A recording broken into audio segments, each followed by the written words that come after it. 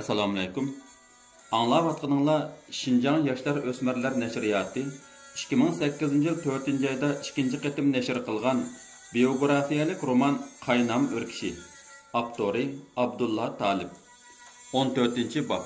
Qo'sh zanjir. 1. Bu ishni endi qanday qilishimiz kerak? Qaytishni da'vatsiz G 3-nomerlik delodan keyingi ishni-chu? Viloyatlik soqchi idorasining 2 nafar razvedka amaldori maxfiy ishxonaning 2-bo'limida intayin sirliq va jiddiy muzokara boshlagan edi. O'z ishida ko'p qitim xizmat ko'rsatib taqdirlangan bu razvedkachilar aslida o'lkalik soqchi amaldorlar maktabini a'lo natija bilan tugatib, Aqsu viloyatlik soqchi idorasining razvedka bo'limiga avatilganlar edi. Ular soqchi maktabining yoshirin kurash sinfida gumanshunoslik ve gipnozshunoslik ilmini obdan o'qigan. Bu ilm razvedshunoslik ilmining bir muhim tarkibiy qismiga kiradi. Ular bu ilm sohasidagi bilimini shunchalik cho'nqir egallaganki, hatto qora mushukning psixik holati bilan oq mushukning psixik holati to'g'risida qanday farq bo'lganligi, qora mushuk quyruqini ko'tarib masa qanday xiyolga keladiganligi ve quyruğunu tushirib masa qanday xiyolda bo'lganligini farq eta oladigan mutaxassislardan bo'lishgan edi. Ular razvedka ilmidagi gumanshunoslik nazariyasiga haddidan ortiq cho'qinib, hatto shu darajaga berib yetgan ediki, bir bo'limda kasbdosh bo'lib o'ltirgan bu kishilar bir-biriga ishnishmay, o'zaro hudiksinib, har ikkisi qilin qora ko'zoynak taqib olishadi. Bugun 2-bo'limning derazalaridagi qilin qora parda tushirilgan edi. Ular delo ichidan bir yosh yigitning gimnastika bilan tushgan har xil suratlarini ko'rib, tahlil ilib boradi. G 3-nomerlik delo Gong'an Guanlichu tarafidan Urumchida Lutfullah Mutallib ustida turg'izilgan maxsus razvedka delosi bo'lib, Lutfullah Mutallibni surgun qilish bilan billala Aqsuga maxfiy yo'llab berilgan edi. Bundan keyingi ishlarni muzokara qilib, ondan o'rlashtiraylik, dedi Tatiq bo'yin razvedka amaldori Qosim o'zining kasbdoshiga. Siriq chiroy, o'ruq, egiz, kapshak burun, yog'oq yuz, qilin qora ko'zoynakni burnining egiriga qo'ndirib taqib olgan kasbiy bo'lim boshlig'i 2 qo'lini yanchuqiga silib olgan holda u bulondan bu bulonga minib tahlil yurgizatdi ve shirikiga aralab savol qo'yatdi. G 3ning axborot mazmuni nimalarni o'z ichiga oladi ekan? Bu deloning axborot mazmuni mundaq, dedi Qosim. 1. U materializm tashviqotchisi. 2. U yer osti kommunizm tashviqotchisi. 3. U 3 maslakni 3 putliqdan qon degan. 4. U Urumchida ma'lum bir uyda at ustida karvanman, kurash yo'lda palvanman degan. 5. U millatchi, she'rlarda milliy bo'lgunchlik zahrni chachqan. 6. U yer shari ta'tir cho'gilayotidi degan. 7. 8. 9. Xo'p, bas, yetarlik. Amdi gap uzildirmay ishlashda. Qosimning dokladini anglagan razvedka bo'lim boshlig'i qo'lga yana 2 tal tamakini oldida bir tilini Qosimga tutdi. Yani bir tilini o'zi chekib, orqadan Qosimga yana "Iliqi Urumchidan kelgan qiz bo'limga kirdimi?" deb savol qo'ydi. "Kirdi. Yangi ahvol bilamdikan, muhim ahvolni biladikan. Yezib berdimi?" "Yezib berdi. Qani, men bir anglay tafsili." Qosim razvedka boshlig'iga tafsili doklad qildi. Razvedka boshlig'i maxfiy daftariga doklad mazmunini yozib oldi ve bu xili cho'ylida to'xtaydigan axborot ekan. Amdi gap yangi vazifani jiddiy o'rlashtirish kerak, dedi. 1. Tizdan bir ziyofat o'rlashtirib, avval Urumchidan kelgan qizning yuzini ichga uni yaqinlashtirish. Ziyofat rasxoti razvedka kasbiy rasxotidan ajratiladi. 2. Pochtxonaning xat cheklarini darhol tizginlash. Mana bu 1 qadam.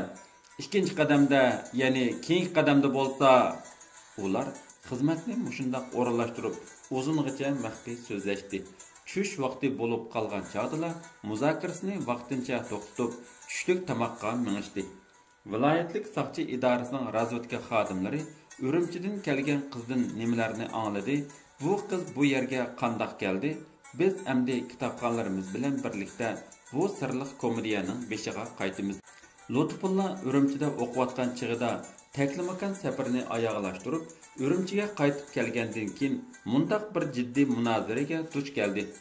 U to'xtamay lapildab qor yig'ib, achchiq sovuq bo'layotgan zimiston kunlarining bir atigini cho'ng ko'rikdagi Shinjang gizxonasidan yo'lga chiqib, Udul Nanmenning sirtidagi o'lkalik Uyg'ur uyushmasi binosi oldiga kelib to'xtadi va uzun o'tmayla uyushma klubiga joylashgan o'lkalik sanoyi Nafisa teatr umiki ning rejissyori bilan ko'rishib, ikkilan samimiy ahvollashdi. Chin modern dramasini qancha qatim o'yindinglar? So'radi Lutfulla. Birli qatim deb javob berdi rejissyor. Nimishqa davomli qo'ymamsizlar? Rejissyor Lutfullaning keyingi savoliga javob berishga o'ng'aysizlanib jim turib oldi.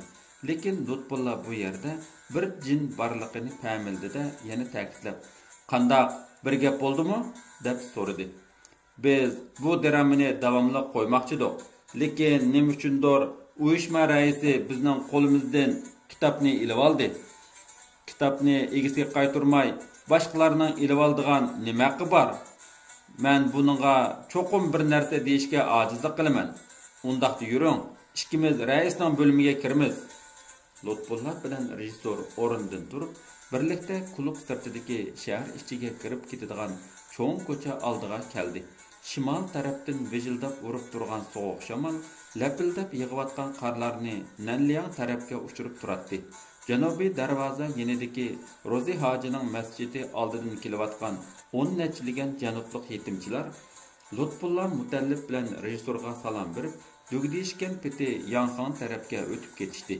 Shoir bilan rejissyor ko'chaning o'ng tarafidan yo'lni to'g'ri kesib, sol tarafga o'tib oldida Udul o'lkalik Uyg'ur uyushmasining darvozasi oldiga bordi. Ular u yerda kiyimlariga chaplashib olgan qorlarni qaqdi. Ondan raisning ishxonasi oldiga berib, rejissyor eshikni chekdi. "Kim?" dedi ishxonada yolg'iz o'ltirib bir nima yozayotgan rais bo'g'iq ovoz bilan. "Men", dedi rejissyor javob berib. Rais ruxsat qilgandan keyin shoir bilan rejissyor ishxonaga kirdi va bo'limning o'ng temiga yaqin qo'yilgan o'rindiqqa berib o'ltirishdi. "Anglashimcha, Chin modern dramasining sahna vazifasi oyoqlashgan o'xshaydi", dedi shoir. Raisning ko'ziga tikilib turib, "Undaq bo'lgandikin, uni qo'limga qaytarib berishinglar kerak. Men hozir shuning uchun keldim. Kitob tashkilning qo'lida qoladi, shaxsga berilmaydi", dedi rais. Lutfulla Mutallibning so'ziga mansitmagandek javob berib, raisning so'zini anglab, shoirning xuruji tutdi.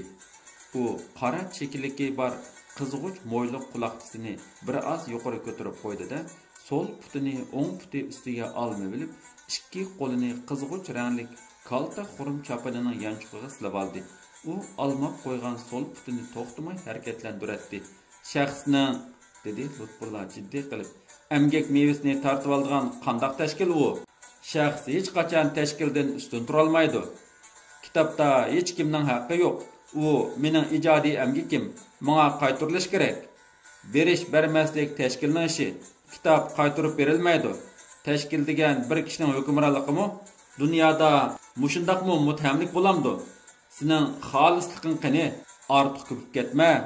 Ikki putung oxiri bir o'tik tiqiladi." Shoir raisning bu tahdidini anglab, g'azab bilan o'rnidan dast turdi-da, mushtumini tugib turib, "Pa, bu popozini ko'ring", dedi shoir qat'iylik bilan. "Kim kimning ikki putini bir o'tik tiqidi? Uni tarix hukm qiladi. Qo'lingdan kelganini qil." Shoir so'zini oyoqlashtirib raisning bo'limidan orqasiga qarmay mardona qadam bilan chiqib ketdi. U Uyg'ur uyushmasi darvozasidan cho'ng ko'chaga chiqqanda shivirg'am texicha to'xtamagan edi. Shoir janub tarafga burildi-da, Yanxon tarafga yurib ketdi. U yarim metrga yaqin yoqqan qilin qorlarni kechib mang'atdi. Ko'chada bugun odam intayin shalang edi. Faqat oq masjidga yaqin bir xalq ko'cha eg'izida ko'mir besib kelgan harvlarning atrofida 10-20 dak odam ko'mir elish uchun to'plashib olgan edi. Shoir oq masjidning oldidan o'tganda shivirg'an sal pasaygandek bo'ldi. U qadamini tiziltib, Baynal Minal kitobxonasi oldiga berib oldi. U kitobxonaga kirib, cho'g'dek qizirib ketgan cho'yin meshga bir oz qaqilib isindi. Bu Lutfullah Mutallib o'xshamamdi. Sal yiroqroq turib isning shoir.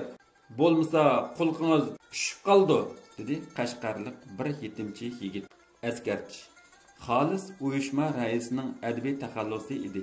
Bu yerda shoir uning mushu taxallusini ta'na qiladi.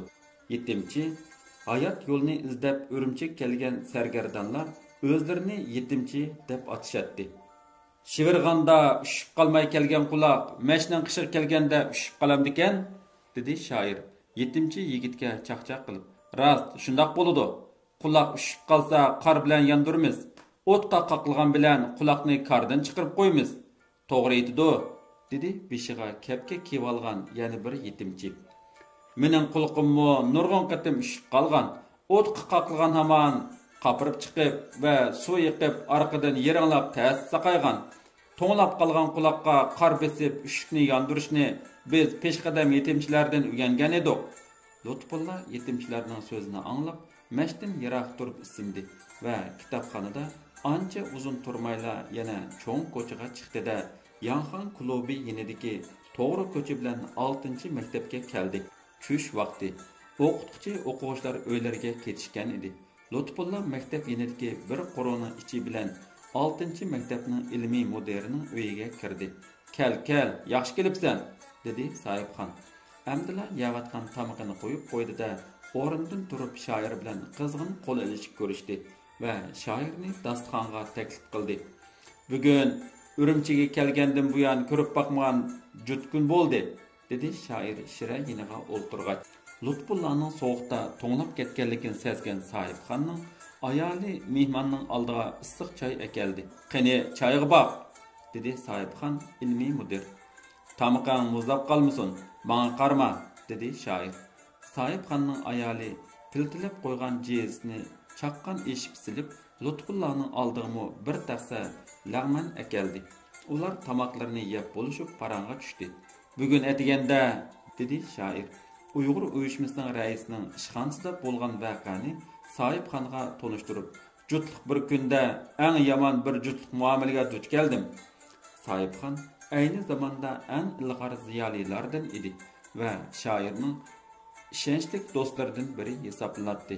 Shunga shoir Uyg'ur uyushmasida duch kelgan voqeani ichiga sig'dirolmay vaziyatni tahlil qilish niyati bilan bu uyga kelgan edi. "Mundaq voqea degan", dedi Soyibxon va odati bo'yicha ikki qo'lini kaynaga tutib, uyning ichida u yoqdan bu yoqqa minib davom qildi. "Jutliq havo kirgandan buyon jut odamlarning o'zini ko'rsatishimi borgan siri avj olmoqda. Vaziyat allaqachon o'zgarib ketdi. Tunugun ilg'orlik niqobiga o'rnib olganlar bugun niqobini yirtib tashlab, jallodlar qatoriga qo'shilib ketdi. Odamlar ikki qutbga bo'lindi. Ilg'or kishilar turkumlab qamalmoqda. Ilg'or kutubxonalar pechatlanib, inqilobiy mazmundagi kitoblar yig'vilinmoqda. Tutqun, surgun, deb davom qilmoqda." Soyibxonning so'zining oxirida yana nimalarni tahlil qilindiganligini kutib shoir so'z qistirmay jim o'ltirib quloq soldi. Soyibxon so'zini davomlashtirdi. "Uyushma raisining so'zi odatdagi tahdid emas. Uning cho'nqur yiltizi bor. U Chin modern dramasini musodara qilib qolmay, balki yana sizning ikki putoni bir o'tikka tiqudakmish. Bu so'zning ma'nosi nalarga yetdi? Bundaq so'zdan qo'rqish nima hojat?" dedi Lutfullah. Soyibxonning so'ziga savol berib kulib turib, Lutfullahning savoliga qarata ilmiy mudir sal sukut qilib turib oldi. Ishning tegi taktidan allaqachon xabardor bo'lgan uning ayoli Lutfullahga ahvolning sirini boshqacha yo'l bilan bildirish uchun "Hammadan muhimi sizni burunroq o'ylab qo'ysak bo'ladi. Bosh og'riqidan, majrodan beshimiz bir yo'lila saqayib qoladi", deb so'z boshladi. Lutfullahga bu so'z bilan uyushma raisining so'zi o'rtasida hech bir aloqasi yo'qdek tuyuldi-da, "Men mushu chaqcha bosh og'riqi, tish og'riqi bilan og'rib boqmadim. Turmush ishiga hozircha oldirmayman", deb javob berdi. "Yo'q, undaq emas", dedi ayol. Lutfullahga jiddiy qarab, "Gapning tagida gap bor. Turmushmo sal qaraydigan ish emas. Turmushda rashk deydigan bir narsa bor. U hamisha odamlarga, bo'libmi yigitlarga agishib yuradi. U hamma chatoqning onasi. Hasadxo'rlik, quvlik, Şumluq ani shu rashkdan tug'iladi. Odamlar o'rtasidagi dushmanlik shuningdan kelib chiqadi. Rashk oxir berib vijdonni bulg'aydi. Ondan u yomonlikdan bosh tortmaydi. Ilmiy mudirning ayoli oqko'ngil edi. U ayni zamondagi Urumchi jamiyatida bo'layotgan eng nozik ishlarni bilardi. Bilgandimi, yuqori tabiqalar orqali emas, eng oddiy kishilarning mung to'kishi orqali ko'p ishlardan xabardor bo'ladi. Lutfulla bu ayolning so'zidan barg'ansiri ta'sirlanishga boshladi. Boshdagi pisand qilmaslik ko'z qarashidan yenib amdi jiddiy zan qo'yib anglab o'ltirdi va qarshi tarafning so'zlamay turaverishidan ansirab, "Undaqda rashk nimadan tug'iladi?" deb savol qo'ydi. Dil agirlikdan, qizg'anchiqlikdan, ko'rolmaslikdan tug'iladi. Uningga til bilan quloq rasa ichitqi bo'ladi. Til orada gap to'shidi. Quloq uning ishini gumon tug'dirdi. Uning yana ko'zni qo'shib qo'yish kerak. Rashkning qo'rsiqi ko'p yirilay deganda ko'z tamning qisilchiqidan o'g'ri mushukdek marlab pamlab turdi. Orqadan u naq maydonga tushib, o'z hunarini ko'rsatdi. Bugun yaxshi soatda kelibdi-menda. Hozir psixologiya ilmidan foydali dars anglayapman. Qani, oxirini psixologiya ilmini mendan shoirlar obdanroq biladi. Bugun kelmaginingizda biz sizni chaqirtmoqchidik. Eli so'zlagan so'zimni menga ma'lum bo'lgan muhim fakt asosida so'zlayapman. Rashk odamlarni bir-biridan ayirib tashlaydigan va ayirib tashlayoladigan bir xil taxmis va marazdir.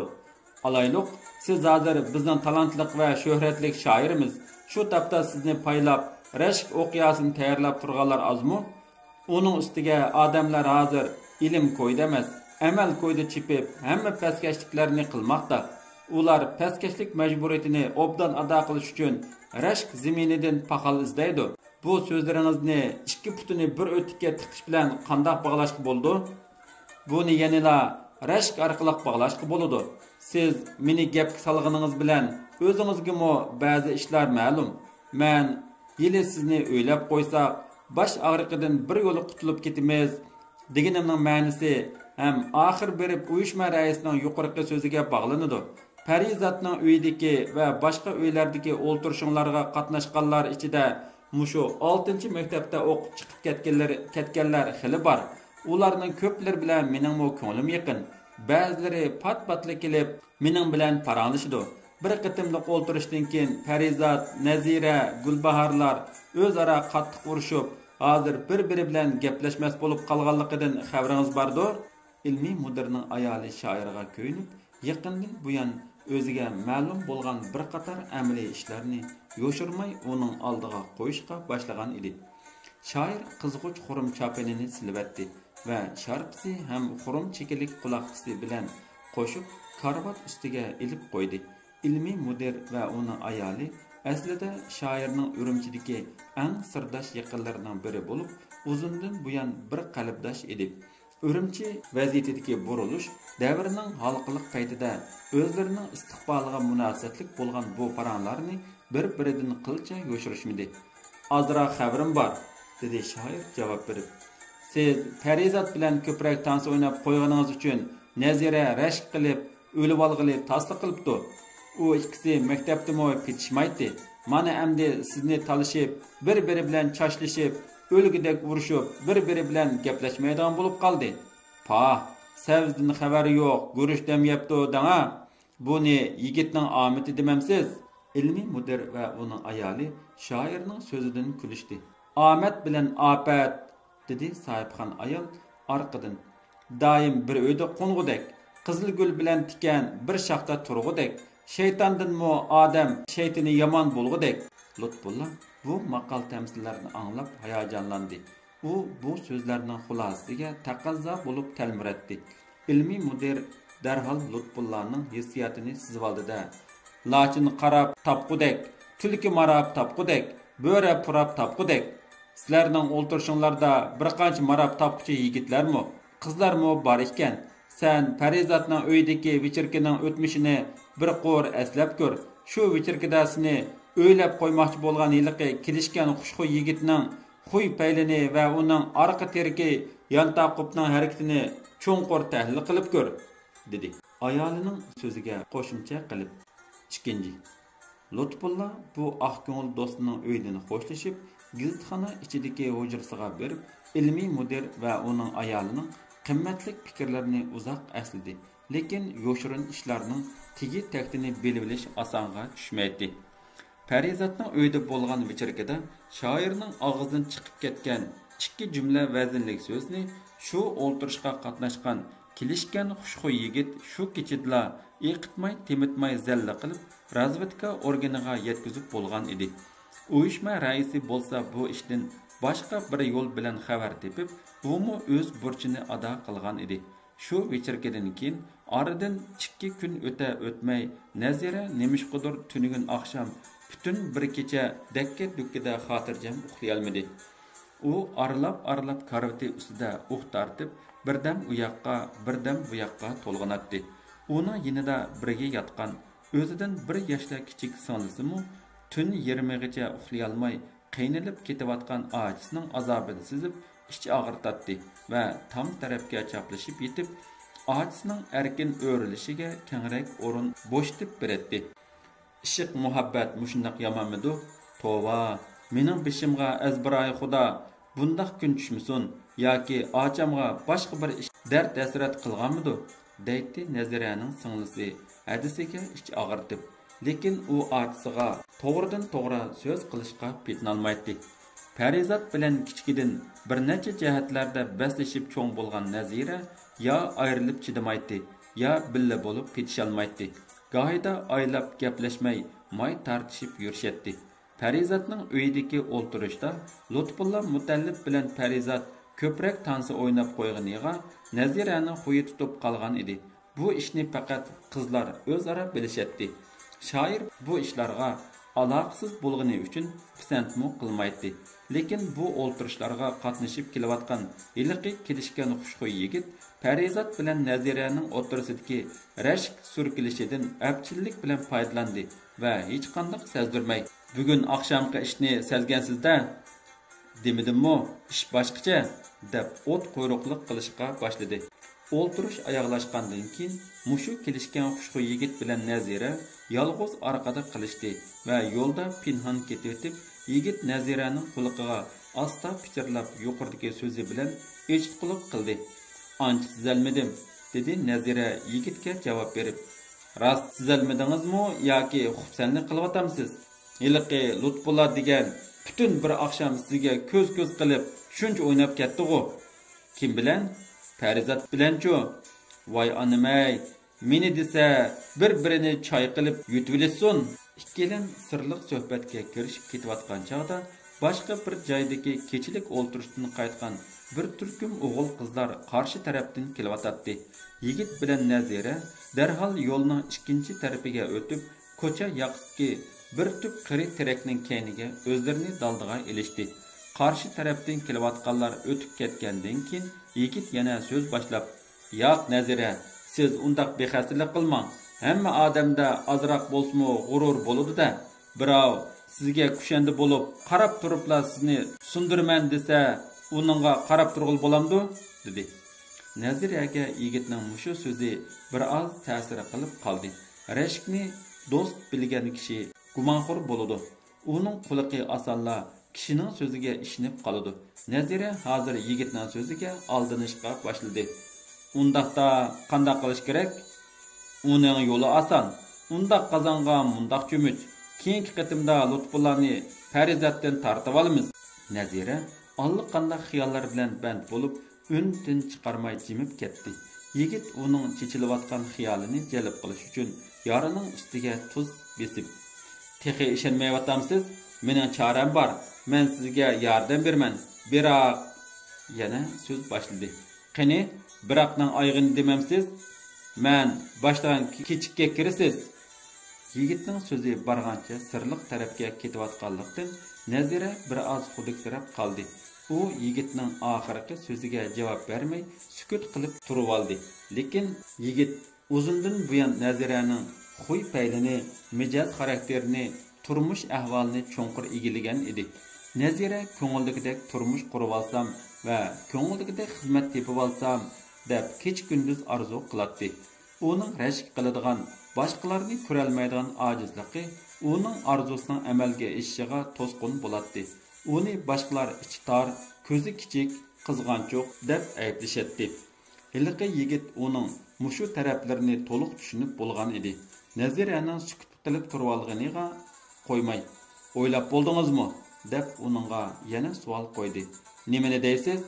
Nazira xubsan bo'lib o'zining sirini yoshirib o'tib ketmoqchi bo'lib edi. Biroq ilgari maxfiy razvedkachi Naziraning o'zini qochirishiga yanada yo'l qo'ymadi. Sizning turmushingizga ham ko'ngildagidek xizmat tepib olishingizga mana men cho'qim yordam bera olayman. Seshanba kuni mening ishxonamga bering. Men sizni shu kuni kutib turaman. Seshanba kunimi yetib keldi. Nazira oqshom dazmol silib, taqmutaq qilib qo'ygan kiyim-kechkini kiyib, xuddi to'yib bo'ldigan qizdek chiroyli yasinib, chiyini ishtida shahar ichiga qarab yo'lga tushdi. U alohizal yarim soatdan ortiqroq yo'l yurib, Yangi Manju ko'chasi burun Manching amaldorlari to'plashib o'ltiraqlashgan joy edi. Hozir bu joylar Jiangolu deb ataladi. Kona Manju gazarmasi bo'lsa, Yamaliq tig'ining shimoliga 2 chaqirim keladigan yerlarga to'g'ri keladi. Yangi Manju ko'chasi bilan jamoat xavfsizligi boshqarmasining oldiga keldi. Minglagan siyosiy mahbuslarni terik ko'mivitishni o'rinlashtirgan bu jallod ordisini ko'rish tugul, yiroqda turib etini anglagan kishiningmi yuragi siqilib, butun a'zoyini titrak bosatdi. Nazira jallod ordisiga yaqinlashgan sari uning ruhidimi qattiq cho'chish alomatlari paydo bo'ldi. Lekin uningga yanada shu rashik, manmanlik, yuqori o'rlash, ichi torliq qatorliq illatlar kuch beradi. U o'zini qo'rqmaslikka undaydi.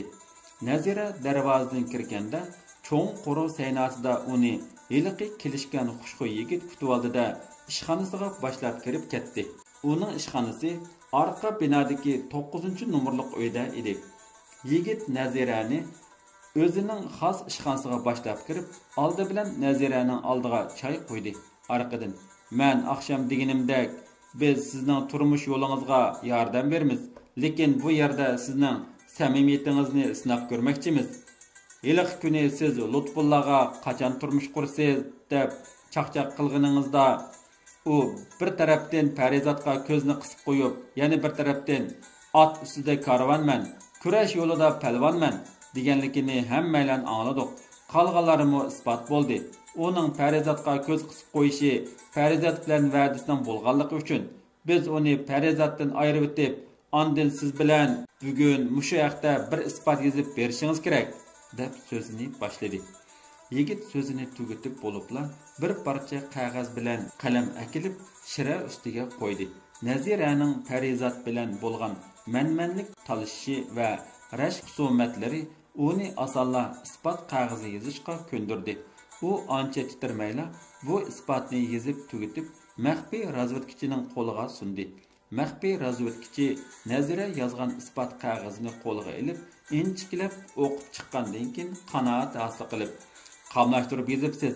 Siz endi bir oz saqlab turing. Men hozirlik kelaman" deb chiqib ketdi. U bo'limdan chiqib, o'ng qanotdagi eshik nomeri yozilmagan maxfiy boshqarmaga kirdi.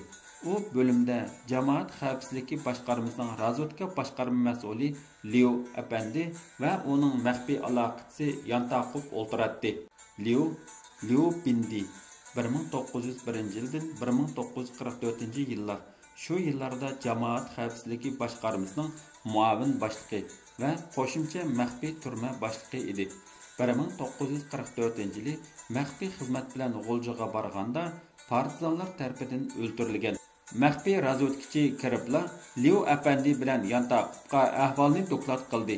Liu apandi darhol Yantaqubga: "Hozirla rasmiyat bajarilsin. Ankitdan bir nusxa 3-nomerlik kinishkidan birini bering" deb buyruq berdi. "Bo'ladi" dedi Yantaqub.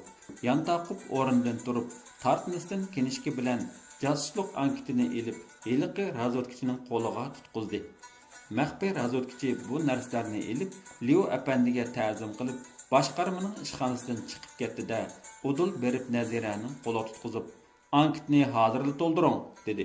Nazira avval ankitni bir qur ko'zdan kechirdi va ishning boshqacha bo'lib, to'rga ilinib qolganini his qildida uning vujudi birdilla titrab targa cho'milishga boshladi. Iloj qancha? U oxiri ankitni to'ldirishga boshladi. Uning qo'llari titraydi. Chunki hozir uning to'ldirayotgani odatdagi ankit emas edi. U maxfiy razvedkachining kitob ko'rib turganidan foydalanib, ikki ko'ziga liqqida yosh ilib, ho'ngrab yig'ilib tasliq qoldi. U töven kalpukini ching tishlab turib, aran deganda o'zini besib oldi. Nazira ilojsiz josuslik ankitini to'ldirib bo'lib, yigitning qo'liga tutqizdi. Yigit ankitning katakchilariga to'ldirilgan xatlarni bir-birlab ko'zdan kechirib chiqqandan keyin Nazira ankitning oxirisidagi katakchiga imzo qo'ydi. Rasmiyat tugagandan keyin diqqat qilishga tegishli ishlar, buningdan keyingi vazifalar to'g'risida Nazira yana nurg'un yo'l yo'riq anglab, ajdaho uvisidan chiqqan peti uyga qaytib keldi. U bugungi kunduzni har holda o'ng'ayla o'tkazibdi. Lekin kech kirib singlisi bilan bir karvatda yotgan shu soatdan boshlab u uxlamay tush ko'rishga boshladi. U cho'kayotgan xiyol dengizining tegi ko'rinmaydi. Goh u yoqqa, goh bu yoqqa avrishimdek to'lg'anatdi.